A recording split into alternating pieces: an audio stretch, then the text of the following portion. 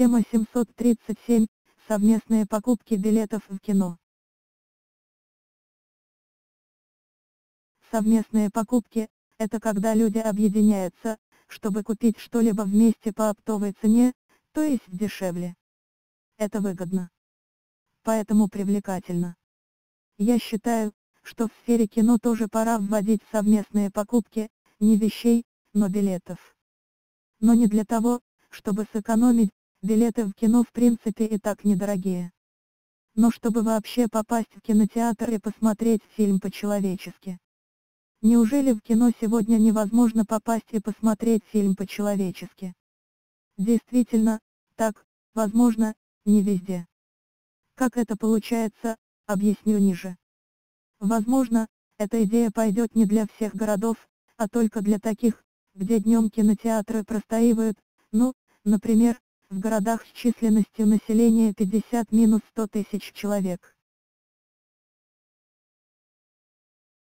Учитывая то, что таких городов в России несколько сотен, в глобальном масштабе идея будет полезна и для общества, и для киноиндустрии.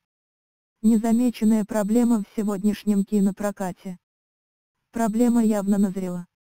И сказывается отрицательно и на людях, и на киноиндустрии в целом. Наша киноиндустрия уже давно переживает не самые лучшие времена. И год от года ее положение становится хуже, судя по статье «Российское кино 2016. Проблемы окупаемости», ссылка, профицинема.ру барра уистиан сгуен проблем с барра артицлес. Я внимательно прочитала эту статью, очень толково все расписано.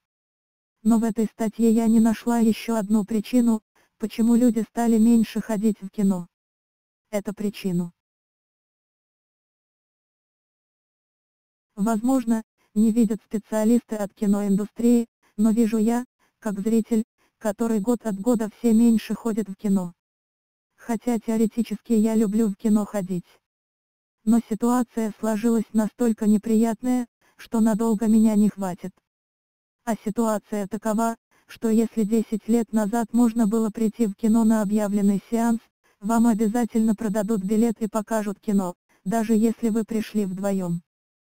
Сегодня все по-другому. Если на сеанс не набирается хотя бы 6 зрителей, кино не показывают, кинотеатру невыгодно. Представьте ситуацию, вы с другом или с ребенком решили пойти в кино, пришли к кинотеатру за 10-15 минут до начала сеанса, а вам говорят, билеты пока не продаем. Вот наберется 6 человек зрителей, тогда продадим. И вот мы стоим в напряжении, подойдет ли еще зрители или нет. Год назад обязательно кто-то приходил и кино нам удавалось посмотреть, хотя ситуация все равно нервная. Мы выискивали приближающихся прохожих, хватали их за рукав и с надеждой спрашивали: вы в кино на 15 часов 20 минут. Но в этом году все стало гораздо хуже. Можно было прийти к кинотеатру и уйти не солоно хлебавши. Либо никто вообще не приходил, либо приходили 1-2 человека, до необходимого минимума количества зрителей не набиралось, и мы все вместе, грустные, поворачивали домой, каждый в свою сторону. Учитывая то, что кинотеатр находится не в соседнем с вашим домом дворе, и бегать туда-сюда до кинотеатра и обратно каждый день не будешь, настроение раз от раза портилось все больше. И желание сходить в кино на дневной сеанс с каждым днем снижалось. И не только у нас. У каждого потенциального зрителя, кто пошел в кино, но которого послали восвояси, такое желание рано или поздно будет пропадать. Вот таким образом, постепенно, народ перестал ходить на дневные сеансы. Даже на детские фильмы. Невероятно, но в первые дни показа разрекламированного фильма «Книга джунглей», 7 и 8 апреля, в четверг и пятницу, на сеанс 15 часов 20 минут не было продано ни одного билета. Я приходила с дочерью 8 апреля на этот сеанс. И нас, зрителей, набралось всего 4 человека. И, конечно, нам. Администрация равнодушно сказала: билеты вам не продадим. И мы, планировавшие праздник души, поплелись как оплеванные, как кинозрители низшего сорта, домой. Настроение было испорчено, полдня своей жизни мы потеряли просто так. В тот день мы точно решили, на дневные сеансы в наш кинотеатр больше не ходить, конечно, если кто-нибудь вдруг не решит эту проблему.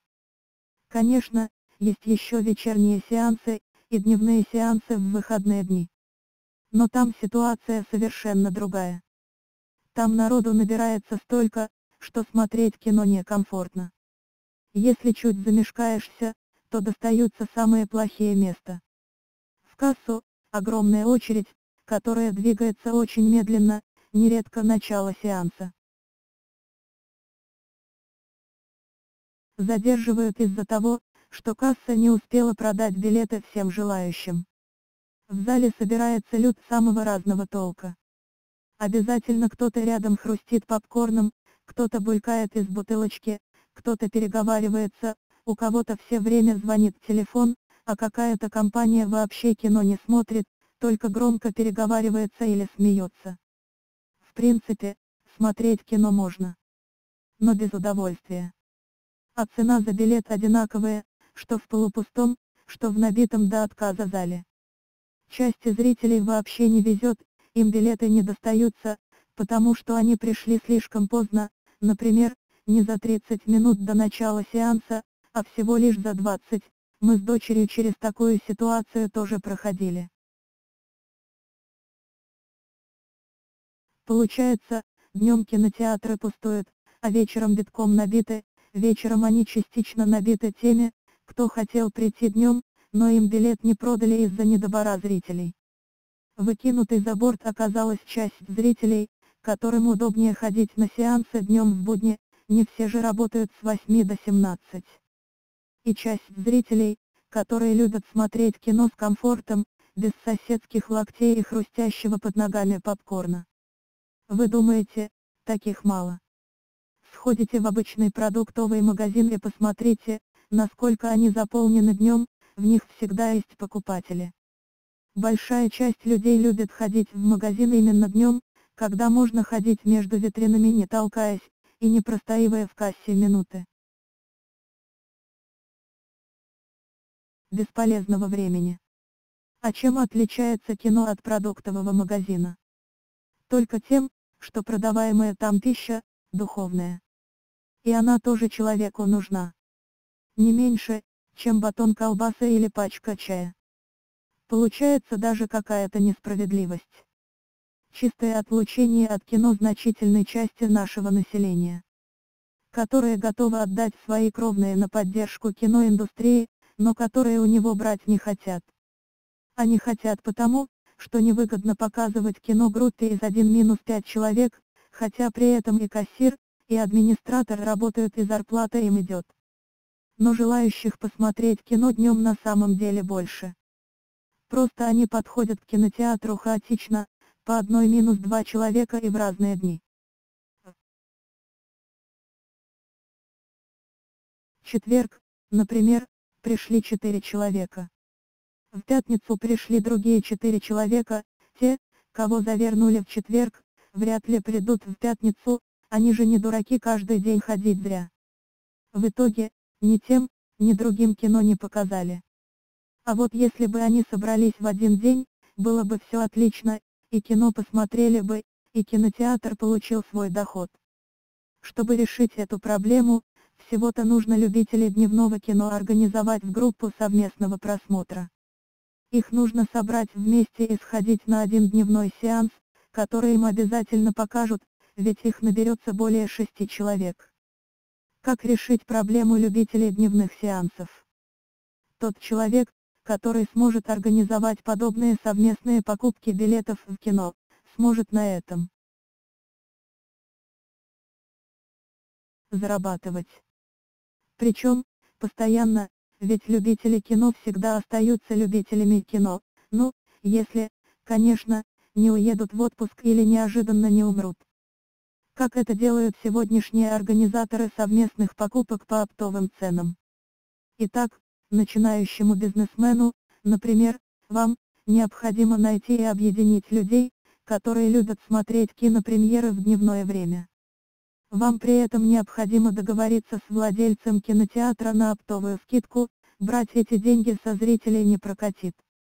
И он на это пойдет, если вы будете приводить с собой толпу зрителей, тем более у него и так наверняка есть скидки на групповые заявки.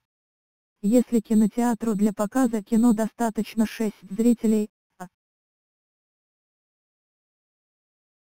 это сбор примерно в 1800 рублей, при средней цене билета в 300 рублей, то он вполне может согласиться предоставить вам, как организатору, скидку в 100 рублей с каждого билета, если вы обеспечите ему кассу не менее 1800 рублей. Пусть, например, вы сможете собрать 20 человек.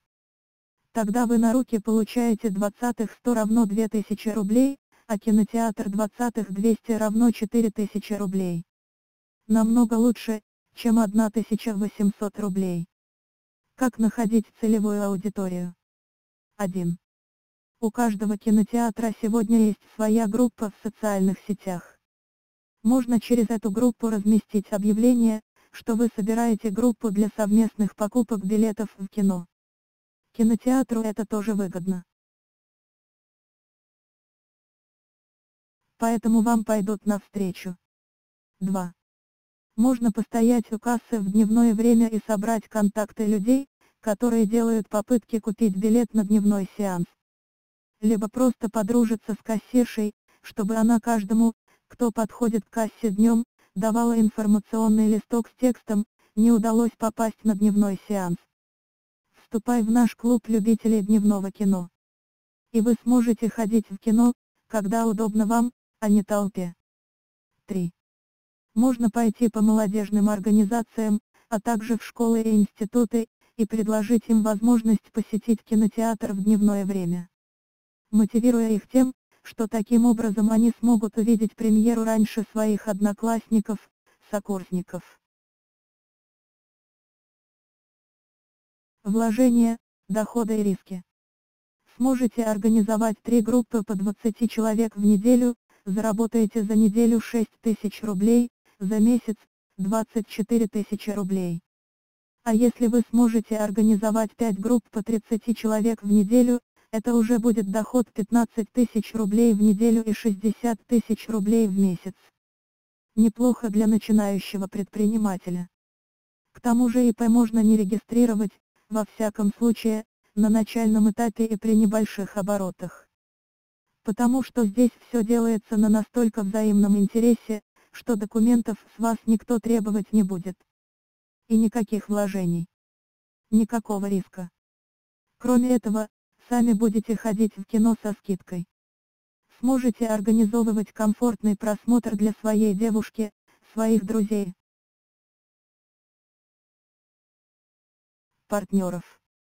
Будете не просто предпринимателем, а нужным человеком.